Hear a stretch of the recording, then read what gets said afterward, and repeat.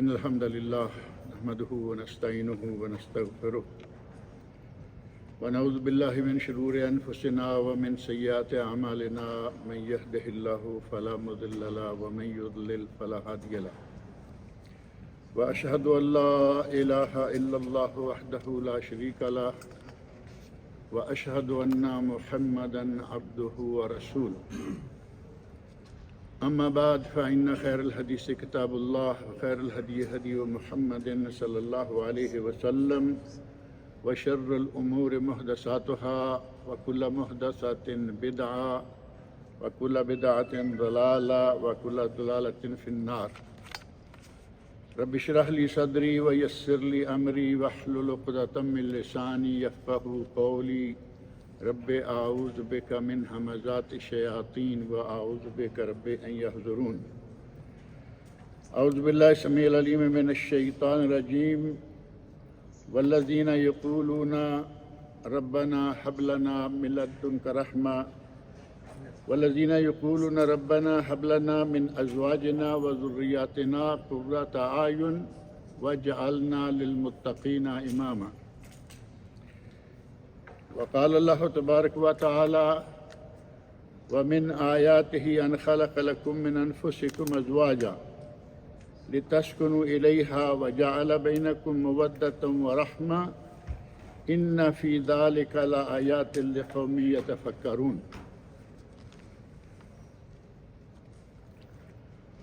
ہمارے نبی حضرت محمد رسول اللہ صلی اللہ علیہ وسلم اللہ رب العزت نے آپ کو ہمارے لیے بہترین نمونہ بنا کے بھیجا لقد کان لکم فی رسول اللہ اسوۃ حسنہ تمہارے لیے اللہ کے رسول میں بہترین نمونہ ہے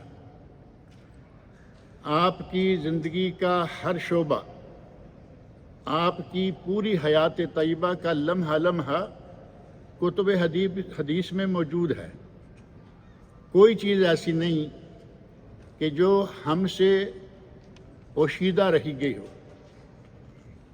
اندر کے حالات آپ کی ازواج مطہرات نے بیان کر دیے اور باہر کے حالات صحابہ کرام رضی اللہ عنہم نے پوری تفصیلات سفر میں حضر میں آپ کہیں بھی ہیں ساری تفصیلات کتب حدیث کے اندر موجود ہیں اور جہاں تک تعلق ہے گھر کے اندر نبی اکرم صلی اللہ علیہ وسلم کا عمل مبارک کیسا تھا ایک واقعہ جو بڑا معروف ہے کہ 3 آدمی نبی صلی اللہ علیہ وسلم کے دروازے پر آئے اور آ کے پوچھتے ہیں آپ کی اہلیہ سے زوجہ محترمہ سے کہ نبی صلی اللہ علیہ وسلم گھر میں کیا کیا کرتے تھے تو انہوں نے ساری چیز جو آپ کا عمل تھا موٹا موٹا بیان فرما دیا رات کا قیام بھی بیان فرما دیا اور فرمایا کہ سوتے بھی ہیں اور قیام بھی کرتے ہیں عرب صحابہ نے کہا کہ نبی ہو کر آپ اتنا قیام اور نبی ہو کر اتنا کام دعوت و تبلیغ کا کام باہر اور گھر کے اندر اپنے جوتے کو ٹانکا لگا لیتے ہیں اپنے کپڑے کو سی لیتے ہیں بکری کا دودھ دھو لیتے ہیں تو کہا کہ ہمیں تو اب بہت ہی کچھ کرنا ہوگا انہوں نے عہد کیا تینوں کا عہد معلوم ہے میں ہمیشہ روزے سے رہوں گا میں ہمیشہ ساری رات جاگوں گا اور تیسرے نے کہا کہ ہم شادی نہیں کریں گے نہ بیوی ہوگی نہ بچے ہوں گے نہ کوئی جھنجٹ ہوگا کیا نبی صلی اللہ علیہ وسلم نے ان کے اس عمل کو برقرار رہنے دیا نہیں بلکہ جیسے ہی آپ کو پتہ چلا کہ آپ کے 3 دوست آئے تھے اور یہ عہد کر کے دروازے پر چلے گئے ہیں آپ ان کے پیچھے گئے پوچھا انتم الذین قلتم کذا و کذا کیا تم ہی وہ 3 لوگ ہو جنہوں نے یہ باتیں میرے گھر کے دروازے پر کہی ہیں تو انہوں نے کہا کہ جی یا رسول اللہ ظاہر ہے کہ وہ تو اپنی طرف سے بڑا ایک کام کر کے آئے تھے ایسا عہد کر کے آئے تھے کہ جو ہر کسی کے بس میں کیا کسی کے بھی بس میں نہیں ہے۔ آپ نے فرمایا کہ میں رات کو سوتا بھی ہوں، قیام بھی کرتا ہوں، میں روزہ بھی رکھتا ہوں اور افطار بھی کرتا ہوں۔ وَأَتَزَوَّجُ النِّسَاءَ، تم کہتے ہو کہ میں شادی نہیں کروں گا، میری تو کئی شادیاں ہیں۔ اور یہ بات سیرت کی کتابوں میں معروف ہے کہ جس وقت نبی اکرم صلی اللہ علیہ وسلم کی وفات کا وقت آیا تو آپ کے گھر میں اس وقت 9 بیویاں تھیں۔ فرمایا کہ میں نے تو کئی بیویوں سے شادی کر رکھی ہے، تم کہہ رہے ہو میں شادی نہیں کروں گا۔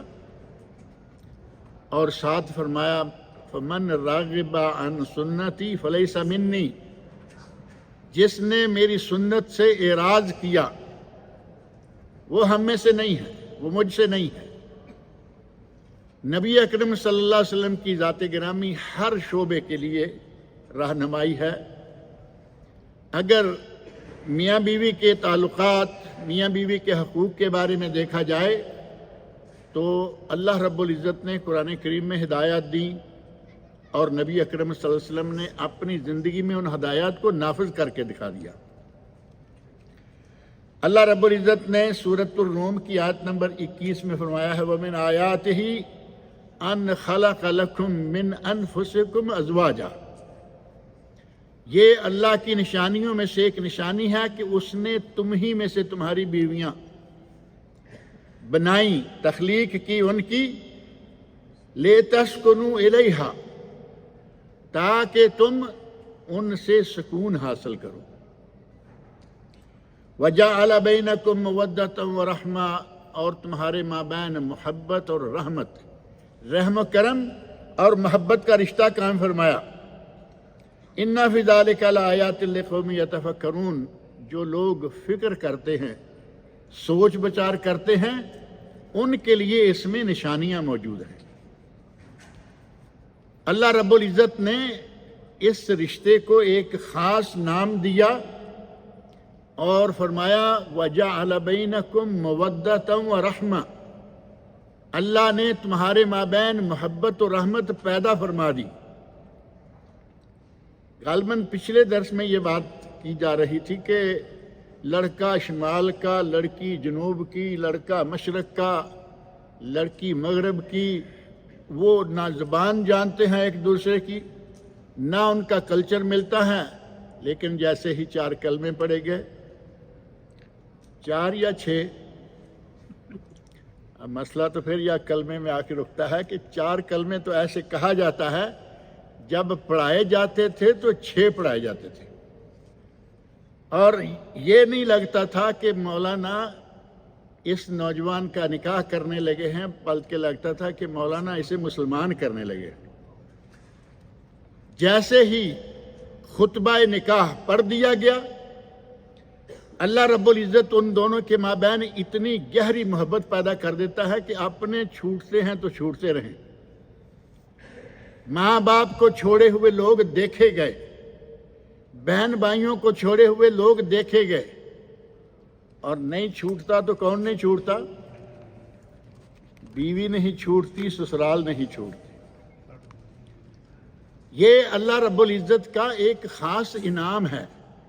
اس انعام کو ہم نے تھوڑا غلط انداز سے لے لیا، اتنا حد سے بڑھ گئے کہ جن کا اللہ رب العزت نے قرآن کریم میں یہ مقام بیان فرمایا ہے کہ میری عبادت کے بعد اگر کوئی تم پر چیز فرض ہے تو وہ ماں باپ کی اطاعت ہے۔ وَقَضَىٰ رَبُّكَ أَلَّا تَعْبُدُوا إِلَّا إِيَّاهُ وَبِالْوَالِدَيْنِ إِحْسَانًا، اور یہ احسان یا حسن سلوک جو ہے یہ صرف والدین کے ساتھ ہی نہیں، یہ یقیناً بیوی کے ساتھ بھی ہے۔ قرآن کریم میں ہی اللہ رب العزت نے ارشاد فرمایا ہے وَعَاشِرُهُنَّ بِالْمَعْرُوفِ، سورہ نساء کی آیت نمبر 19، وَعَاشِرُهُنَّ بِالْمَعْرُوفِ، اپنی بیویوں کے ساتھ حسن سلوک سے پیش آؤ۔ ہمارے یہاں عموماً حقوق کا مطالبہ کرنا بڑے پرزور طریقے سے، اور میرا خیال ہے کہ ہمارے دروس بھی عموماً شوہر کے حقوق، شوہر کے حقوق اور شوہر کے حقوق۔ آپ بہت کم سنیں گے کہ بیوی کے حقوق بھی بیان کیے گئے ہوں، جبکہ ایک طرف تو ہم کہتے ہیں کہ یہ ایک گاڑی کے 2 پہیے ہیں، اور دوسری طرف ایک پہیے کو بالکل اگنور کر دیا۔ اگر اس کو اگنور کر دیں گے، یعنی ایک پہیہ پنچر ہو گیا تو گاڑی نہیں چلے گی۔ ہمیں چاہیے کہ حقوق اور فرائض 2 چیزیں، ایک کے حقوق ہیں وہ دوسرے کے فرائض ہیں، ایک کے فرائض ہیں دوسرے کے حقوق ہیں۔ اگر کہیں کہ بیوی کے حقوق تو وہ شوہر کے کیا ہوئے؟ فرائض، اور اگر کہیں بیوی کے فرائض تو شوہر کے حقوق ہیں۔ دونوں کے حقوق کو اللہ رب العزت نے اور نبی اکرم صلی اللہ علیہ وسلم نے بڑے واضح انداز سے بیان فرمایا، اور خود نبی اکرم صلی اللہ علیہ وسلم نے اپنی مبارک زندگی میں یہ چیزیں عمل کر کے دکھا دی کہ بیوی کے حقوق کیا ہیں اور شوہر کے حقوق کیا ہیں۔ اور شادی کے بارے میں نبی اکرم صلی اللہ علیہ وسلم، صحیح بخاری اور صحیح مسلم کی حدیث ہے، آپ ارشاد فرماتے ہیں یا معاشر الشباب، بیوی تو تب آئے گی نا جب شادی ہوگی، یا معاشر الشباب من استطاع منکم الباء فلیتزوج، اے نوجوانوں جس میں استطاعت ہے، مالی جسمانی طاقت ہے، وہ شادی کرے، اور اگر کسی میں مالی طاقت نہیں ہے، اور آج کل مالی طاقت کا ہونا کافی اہمیت رکھتا ہے، ہمارے یہاں تو کچھ نہ کچھ کر کے شادیاں ہو جاتی ہیں، یہاں آپ جانتے ہیں خلیجی ممالک میں حق مہر اتنا زیادہ، پہلے نمبر پر حق مہر بہت زیادہ، پھر دوسری شرط یہ ہے کہ شادی کے لیے میرج ہال جو ہے وہ 5 سٹار ہونا چاہیے، اور تیسری شرط جب میرج ہال 5 سٹار ہوگا تو کھانا کیا اس میں کسی ڈھابا سے لے کے آئیں گے؟ لڑکے کو اتنا مقروض کر دیا جاتا ہے کہ دیر تک لڑکے بیچارے قرضہ اتارتے رہتے ہیں، اور اسی قرضہ اتارنے کے دوران کبھی کبھی سٹ پٹا جاتے ہیں اور میاں بیوی میں لڑائی ہو جاتی ہے، اور یہ حقیقی بات ہے۔ نبی اکرم صلی اللہ علیہ وسلم نے اس شادی کو اتنا مشکل نہیں بنایا۔ ایک آدمی آیا، یا رسول اللہ اس سے میری شادی کر دیجئے۔ واقعہ معروف ہے نا، قرآن کریم میں موجود ہے کہ عورت نے اپنا آپ نبی صلی اللہ علیہ وسلم کو ہبہ کر دیا کہ یا رسول اللہ میں آپ کے لیے۔ اللہ رب العزت نے فرمایا کہ اے میرے نبی اگر آپ چاہیں تو یہ بیوی ہے رکھ لیں، نہ چاہیں تو آپ کی مرضی۔ آپ نے توجہ نہیں دی اس خاتون کی طرف، صحابی سمجھ گیا کہ نبی صلی اللہ علیہ وسلم اس سے شادی نہیں کرنا چاہتے، آئے کہتے ہیں یا رسول اللہ اس کی شادی مجھ سے کر دیں۔ فرمایا تمہارے پاس حق مہر دینے کے لیے کچھ ہے؟ تو کہتے ہیں کہ نہیں ہے۔ اب وہاں اس وقت مالی حالت بھی یہ دیکھیں، کہتے ہیں کہ میرے پاس کچھ بھی نہیں ہے۔ آپ نے ارشاد فرمایا التمس ولو خاتم من حدید، خاتم حدید، اگر تمہیں لوہے کی انگوٹھی ملتی ہے تب بھی وہ لاؤ، کچھ نہ کچھ لاؤ۔ وہ کہتا ہے میرے پاس لوہے کی انگوٹھی بھی نہیں۔ آپ نے پوچھا کیا قرآن میں سے کچھ جانتے ہو؟ کہا ہاں میں نے اتنی فلاں صورتیں جو ہیں وہ زبانی یاد کر رکھی ہیں۔ فرمایا کہ اسے وہ صورتیں یاد دلا دو، یاد کروا دو، حفظ کرا دو، تمہارا یہی حق مہر ہے۔ کیا حق مہر دیا گیا؟ قرآن کریم کی کچھ صورتیں حفظ کروانا۔ نہ 5 سٹار میرج ہال، نہ 5 سٹار کھانے، اور نہ ہی اتنے اونچے 1 لاکھ درہم، 1 لاکھ ریال، اتنے حق مہر بھی نہیں۔ اور ایک حدیث میں نبی صلی اللہ علیہ وسلم فرماتے ہیں کہ برکت والی خیر والی شادی وہ ہے جس میں خرچہ کم آئے۔ ہمارے یہاں بالکل اس کے الٹ ہوتا ہے کہ جس کا جتنا بڑا جشن ہوگا ہم سمجھتے ہیں کہ شاید وہ ہماری شادی کامیاب ہے سب سے۔ اللہ کے رسول صلی اللہ علیہ وسلم نے فرمایا کہ برکت والی شادی وہ ہے جس میں بہت کم خرچ آئے۔ ان من یمن المرأة تیسیر خطبتها، پہلی بات یہ کہ اس کی منگنی آسان۔ آج کل منگنی پر پورا جشن کیا جاتا ہے یا نہیں؟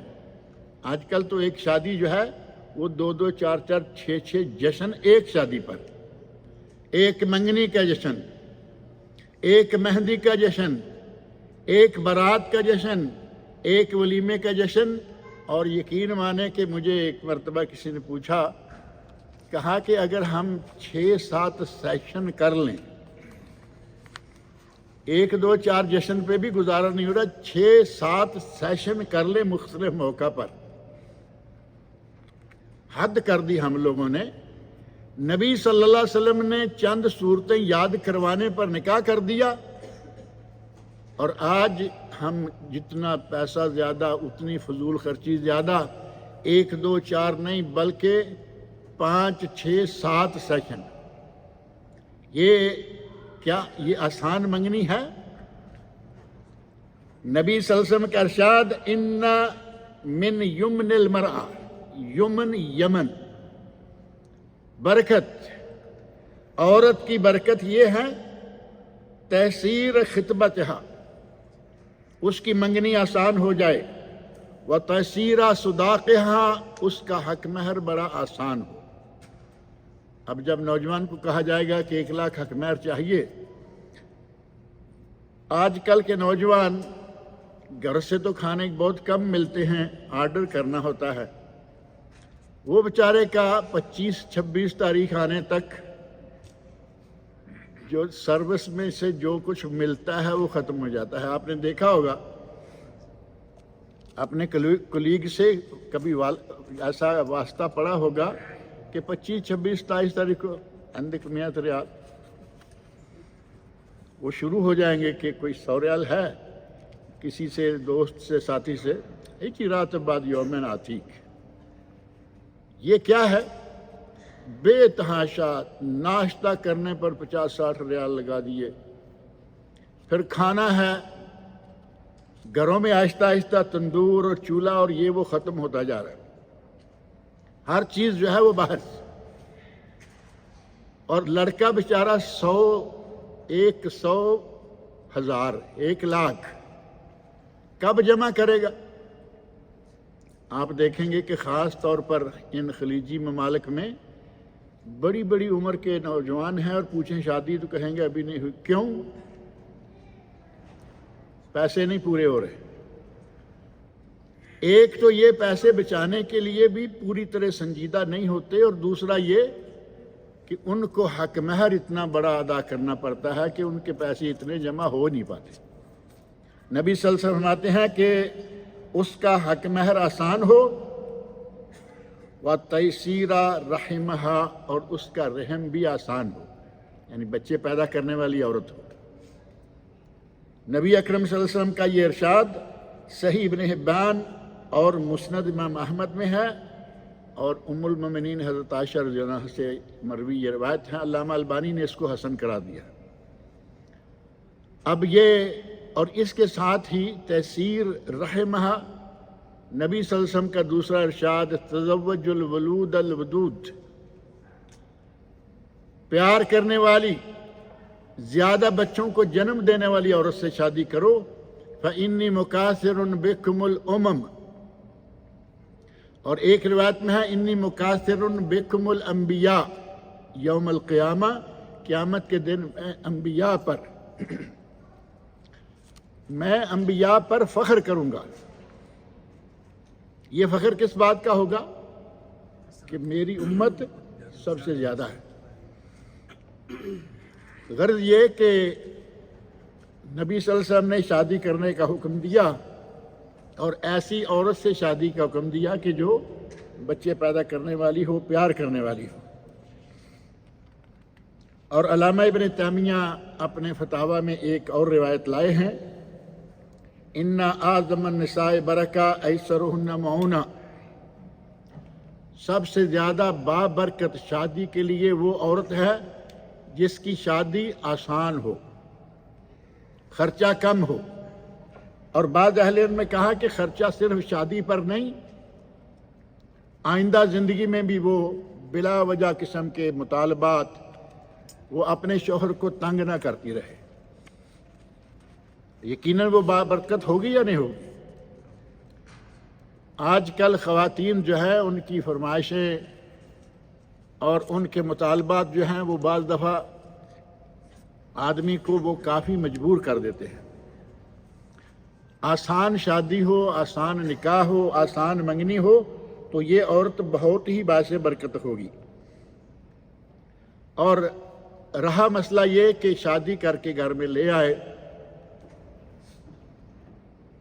جو اللہ رب العزت نے عباد الرحمن کی صفات بیان فرمائی ہیں ان میں سے ایک صفت یہ ہے کہ یہ دعا کرتے ہیں وہ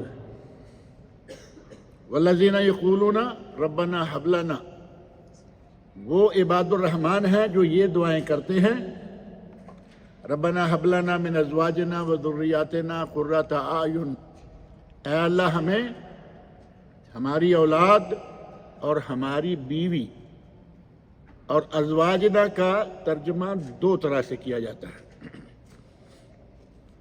اگر یہ دعا بیوی کرے گی تو ہماری اولاد اور ہمارے شوہر، اور اگر شوہر دعا کرے تو ہماری اولاد اور ہماری بیوی۔ اے اللہ ہمیں ان سے کیا کر، قرۃ اعین، آنکھوں کی ٹھنڈک عطا فرما۔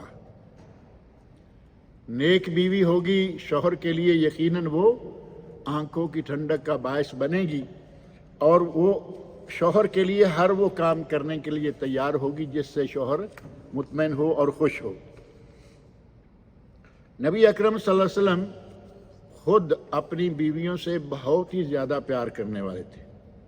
گھر کے ماحول کو اور زندگی کو خوشگوار کرنے کے سلسلہ میں ایک درس پہلے بھی ہوا ہے۔ آپ دیکھیں گے کہ ایک واقعہ، ایک بات میں بہت دفعہ ذکر کرتا رہتا ہوں کہ میاں بیوی اکٹھے ایک تھالی میں کھانا شروع ہو جائیں، ساس نندیں، خاص طور پر یہ دو رشتے ایسے ہیں کہ کہیں گے لو جی یہ کام سے گیا، اس نے اب بیوی کا جھوٹا کھانا شروع کر دیا ہے۔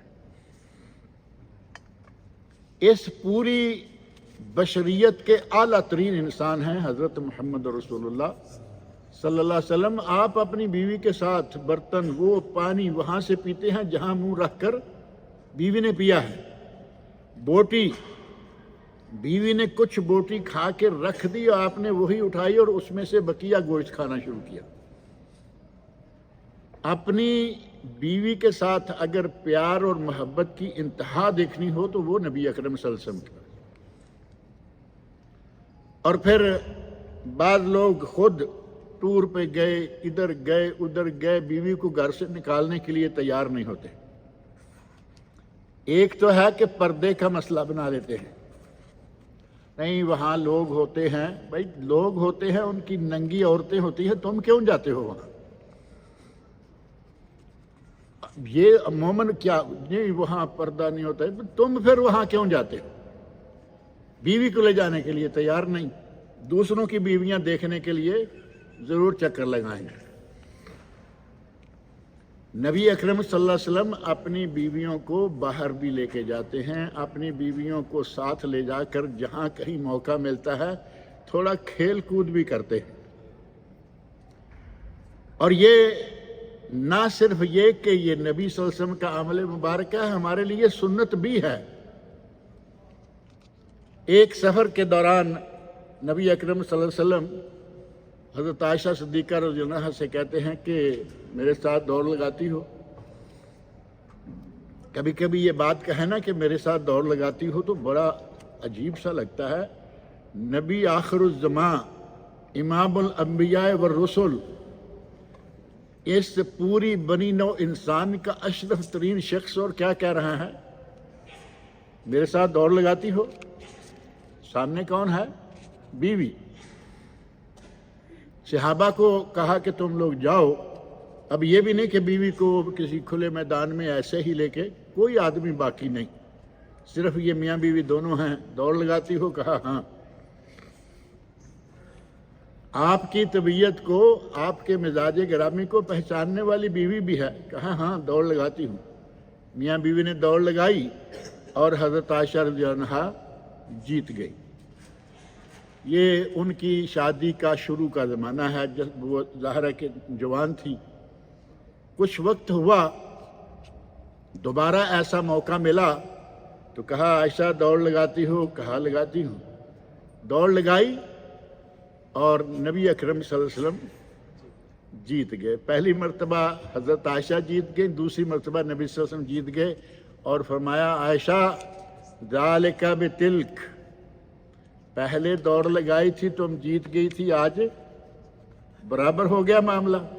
ذالک بتلک، اپنی بیوی کو خوش رکھنے کے لیے اس کے ساتھ جنگل میں کھلی جگہ پہ گئے ہوئے ہیں اور دوڑ لگا رہے ہیں۔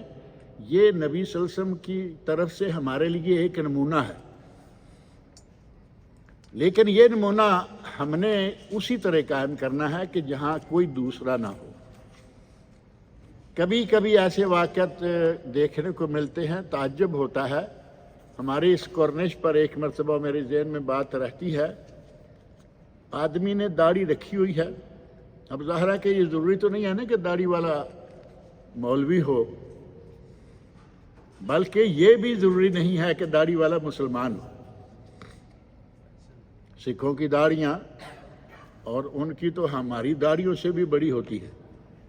بہرحال باریش آدمی دیکھنے میں معزز، وہ یہ ٹینس، اس کے ساتھ اس کی بیٹی ہے، اس کے ساتھ اس کی بیوی ہے، بہن ہے، کون ہے؟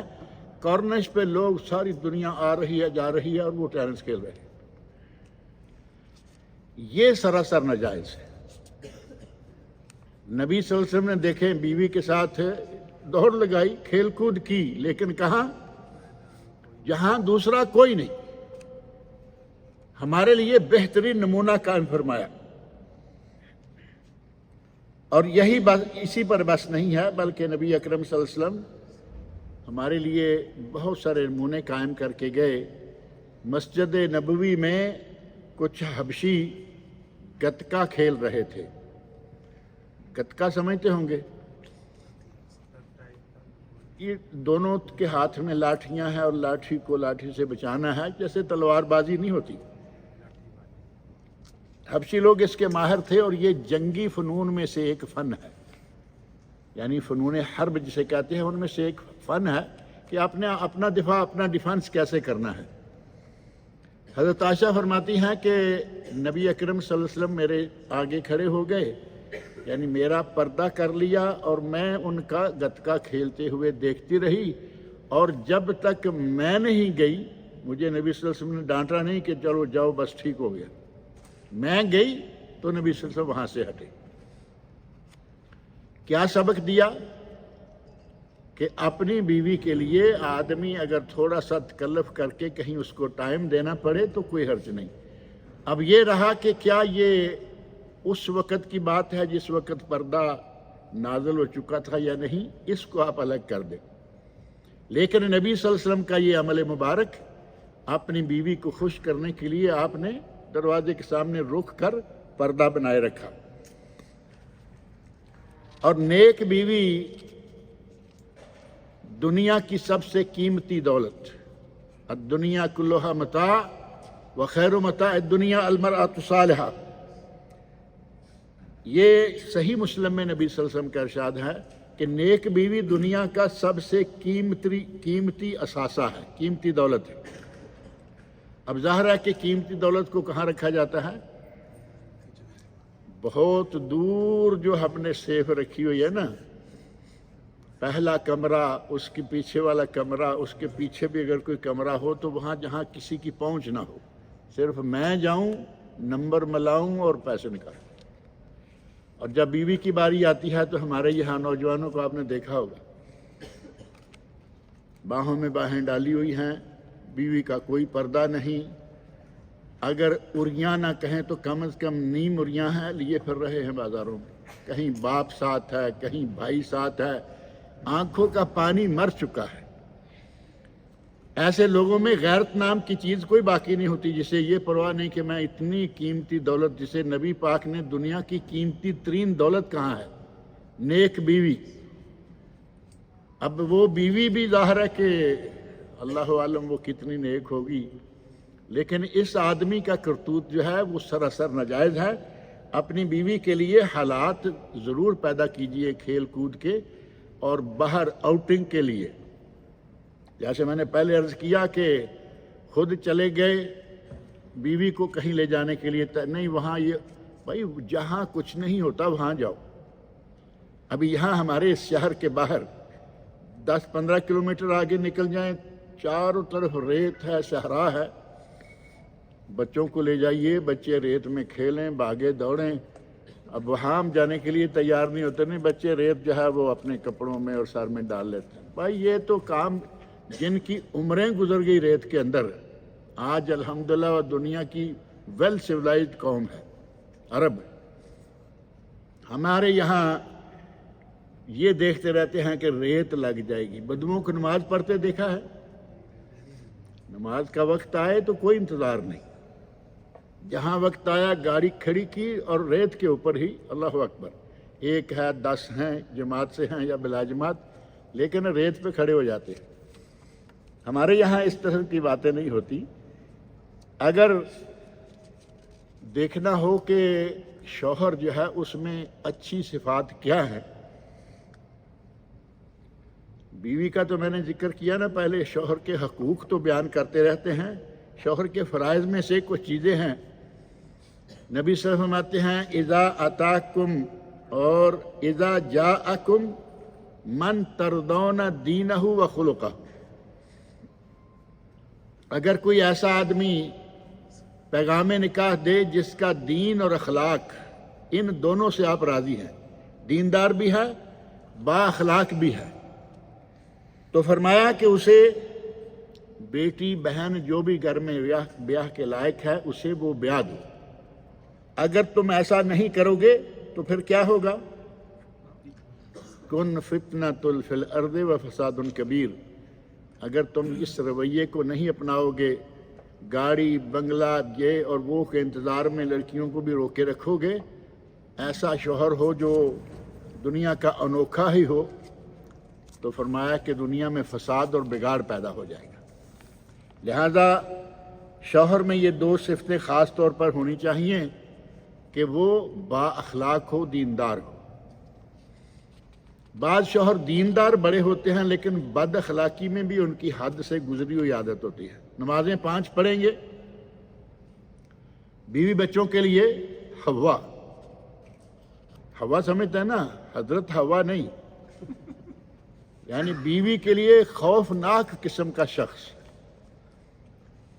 کیا ہمیں یہی تعلیمات دی گئی ہیں قرآن و سنت میں؟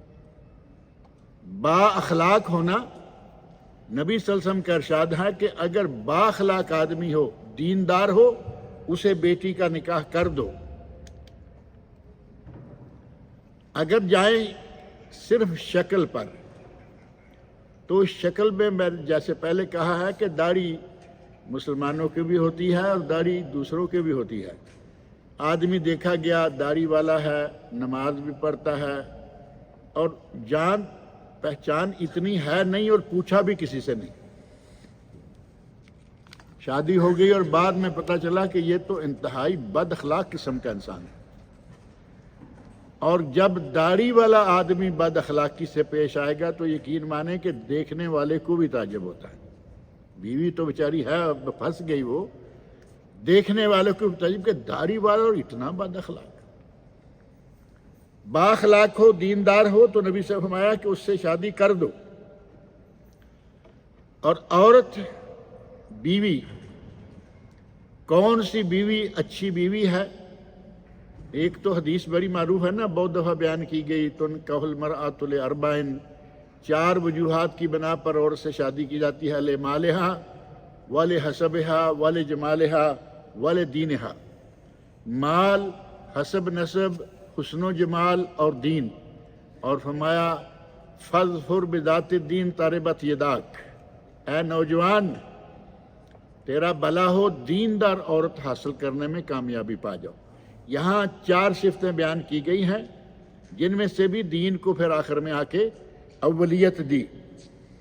اور ایک حدیث میں نبی صلی اللہ علیہ وسلم ارشاد فرماتے ہیں، صحیح ابن حبان، طبرانی اوسط اور مسند امام احمد کی حدیث ہے صحیح سند سے، اذا صلت المرأۃ خمسہا، عورت میں کیا اوصاف ہونے چاہیے؟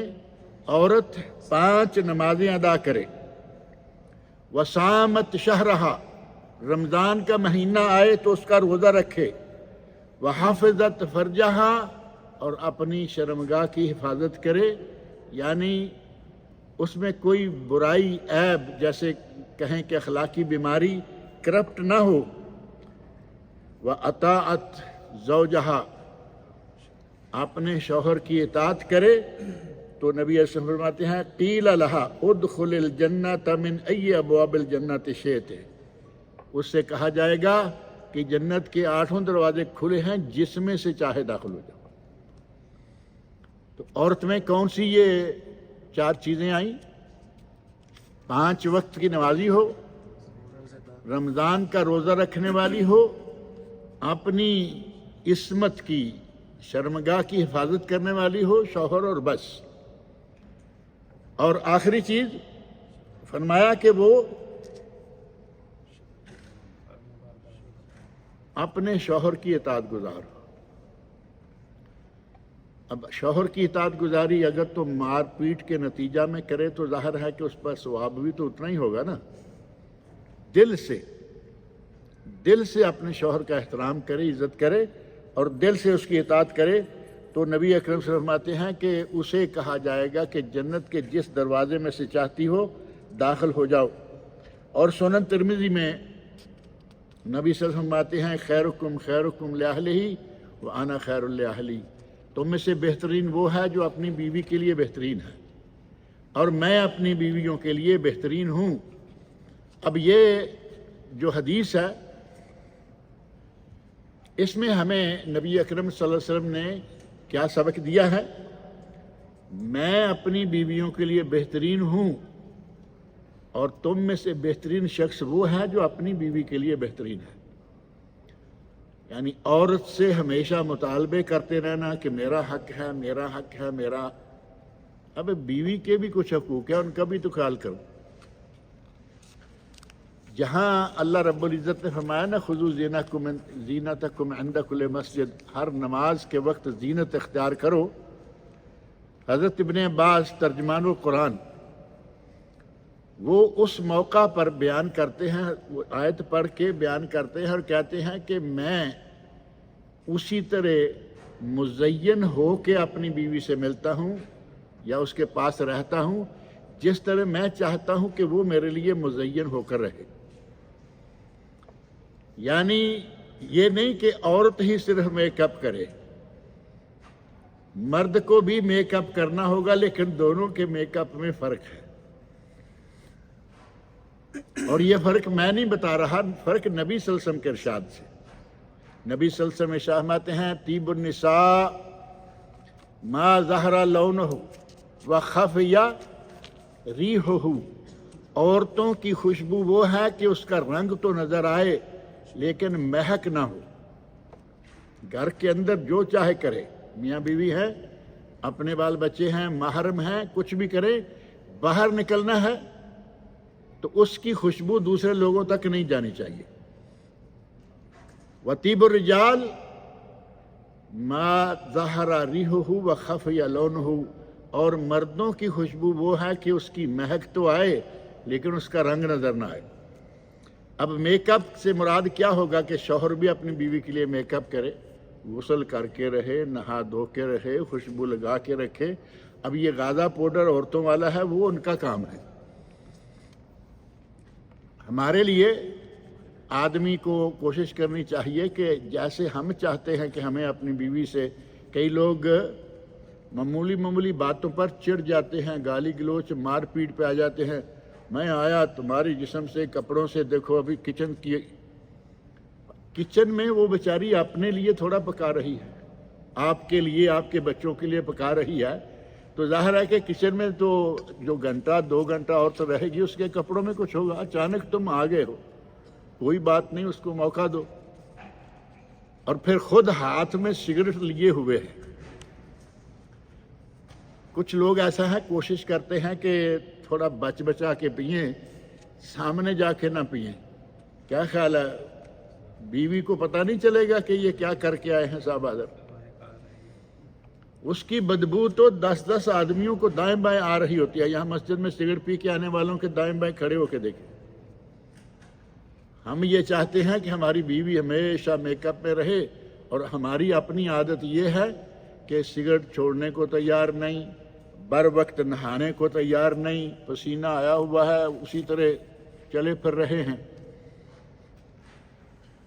اور ایک چیز شاید بعض علاقوں میں ہو کہ قمیض کے نیچے ایک بنیان ہے نا، بنیان جو شخص استعمال نہیں کرتا اس سے قمیض سے بدبو زیادہ آتی ہے، اور بنیان ہے تو ظاہر ہے کہ وہ گیلی ہوئی، اس میں جو کچھ بھی ہوا اس کے اوپر ایک کپڑا ہے، بدبو پھیلے گی کم۔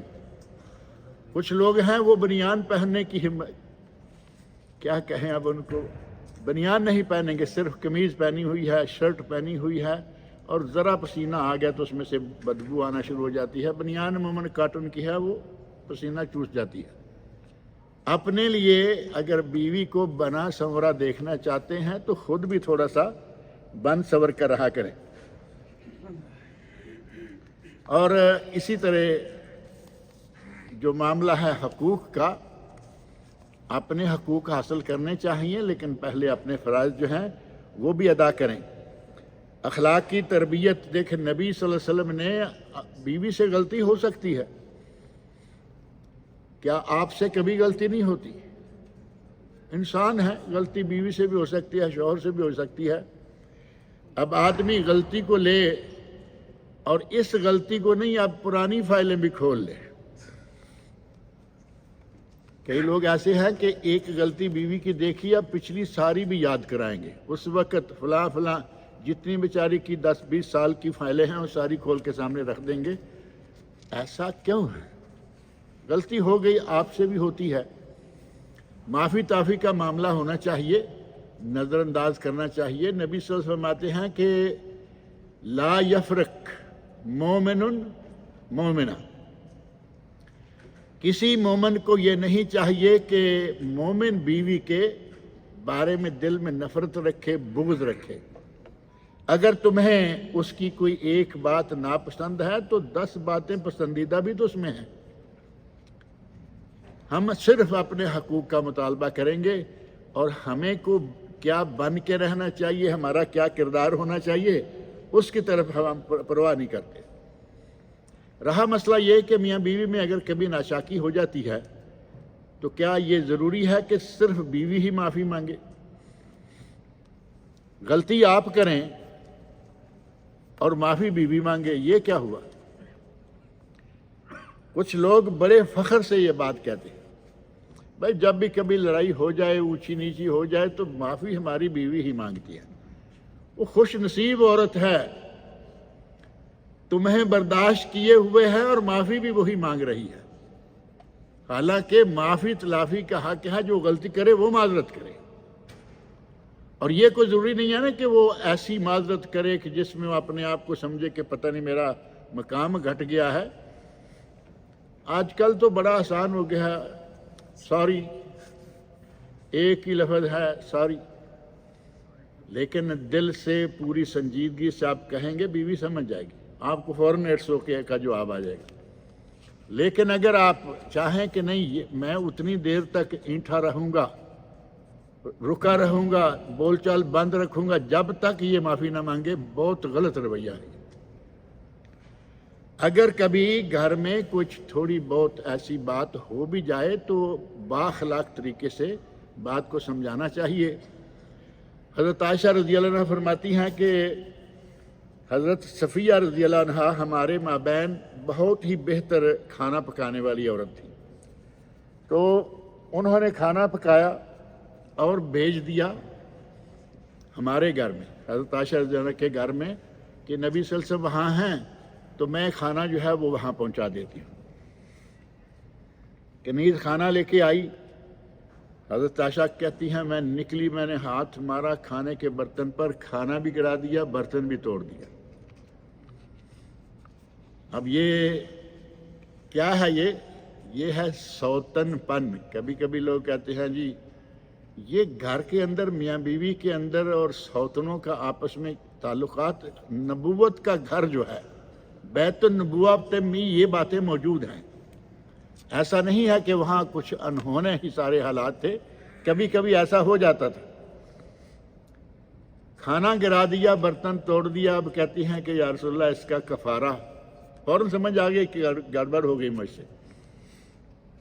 فرمایا طعام کا طعام ہے، جیسا کھانا اس نے بھیجا تھا ویسا کھانا پکا کے بھیجو، وَإِنَا کا اِنَائِهَا، جس طرح کا اس نے برتن بھیجا کھانے کے لیے ایسے برتن میں ڈال کے بھیجو۔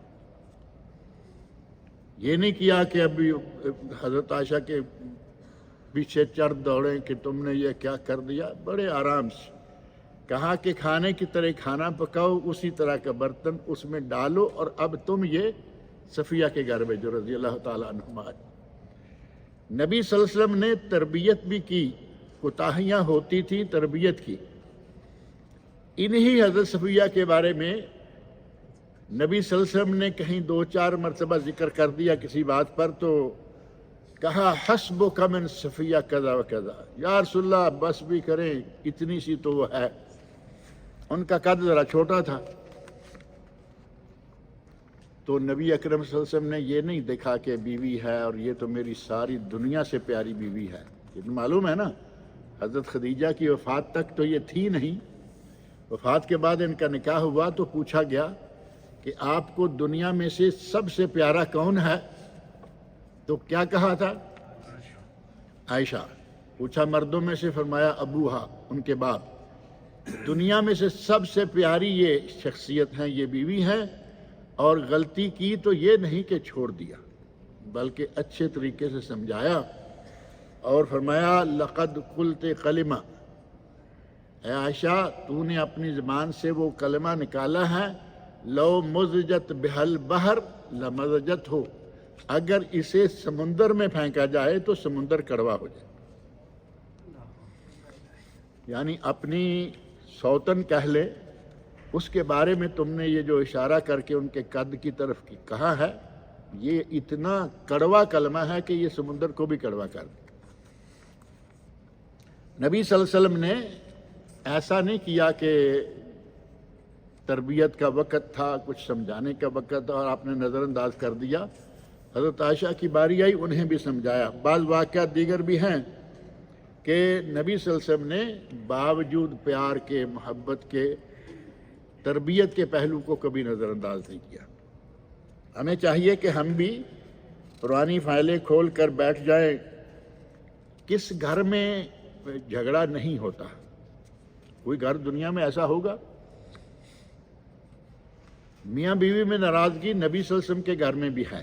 یہ تو کوتاہیاں ہیں نا بیویوں کی، ناراضگیاں بھی ہیں۔ واقعہ میں کئی مرتبہ ذکر کرتا رہتا ہوں، نبی صلی اللہ علیہ وسلم فرماتے ہیں عائشہ جب تم ناراض ہوتی ہو تو میں پہچان لیتا ہوں۔ اب ناراض کوئی کب ہوگا؟ ناچاکی کچھ ہوئی نا، کچھ ایسی گڑبڑ، کوئی نہ کوئی بات ہوئی، میں پہچان لیتا ہوں۔ کہتی ہیں یا رسول اللہ کیسے؟ فرمایا جب تم عادی یعنی نارمل ہوتی ہو، صحیح ہوتی ہو بالکل، تو اس وقت کہتی ہو رب محمد، مجھے محمد کے رب کی قسم ہے۔ اور جب تم ناراض ہوتی ہو تو کہتی ہو رب ابراہیم، مجھے ابراہیم علیہ السلام کے رب کی قسم ہے۔ تو میں سمجھ جاتا ہوں کہ آج بیگم ناراض ہے۔ اب یہ بھی نہیں کہ چھوڑ دیا ہے، میں سمجھ جاتا ہوں۔ اب جو صحیح کرنے کا وقت جو ہے بہترین انداز سے، حضرت عائشہ فرماتی ہیں یا رسول اللہ میں صرف آپ کا نام چھوڑتی ہوں، آپ کو تو نہیں چھوڑتی میں، یعنی میرے رویے میں اور کوئی فرق نہیں، صرف میں نام بدل دیتی ہوں۔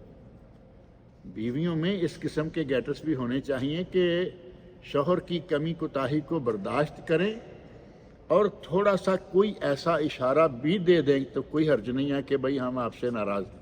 حضرت عائشہ کا کلمہ جو ہے نام بدل لینا، قسم آپ کی کھانے کی بجائے ابراہیم کے رب کی قسم کھانا، یہ اشارہ ہی ہے نا، اور اشارہ شوہر جو ہے اس کو چاہیے کہ بیوی کے اشاروں کو سمجھے۔ گھروں میں ناراضگی ہو جائے، گھروں کو اجڑنے سے بچانے کے لیے اللہ تعالیٰ نے قرآن کریم میں ایک اصول بیان فرمایا ہے، اور وہ اصول کیا ہے؟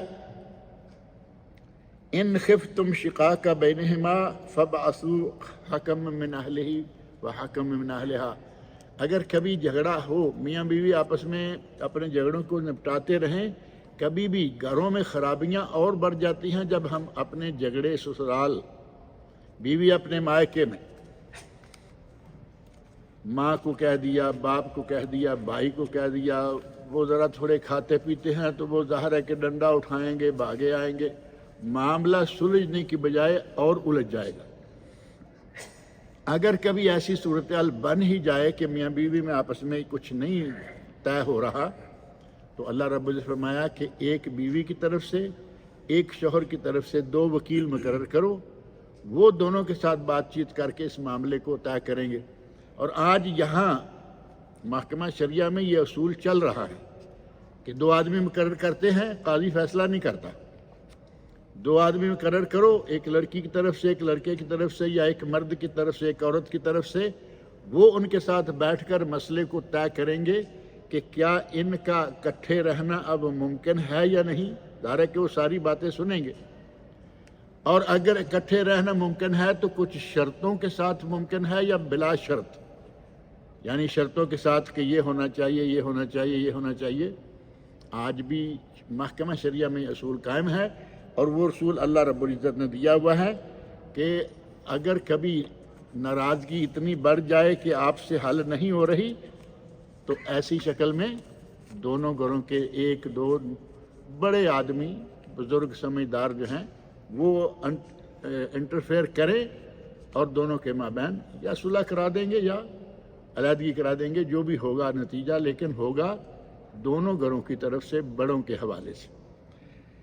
مختصر یہ کہ یہ باتیں میاں بیوی دونوں کے حقوق بیان کریں تو لمبے، دونوں کے فرائض بیان کریں تو ان دونوں کی بہت ساری تفصیلات ہیں۔ مجموعی طور پر یہ کہا جا سکتا ہے مختصراً کہ بیوی شوہر کے حقوق کا خیال رکھے اور شوہر بیوی کے حقوق کا خیال رکھے تو انشاءاللہ گھروں میں خیر ہوگی، گھر میں خوشگوار ماحول رہے گا۔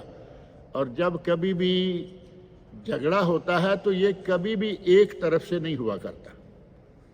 ایک مثال تو تھوڑی عجیب سی ہے، کہتے ہیں کہ تالی 2 ہاتھوں سے بجتی ہے، ایک ہاتھ سے تالی نہیں بجتی، لہذا دونوں ہاتھوں کو چاہیے کہ سنبھال کے رکھیں اور جھگڑا وغیرہ جو ہے اس کی نوبت آنے نہ پائے، اور اگر کبھی آ ہی جائے تو اس کو بہتر طریقے سے حل کیا جائے۔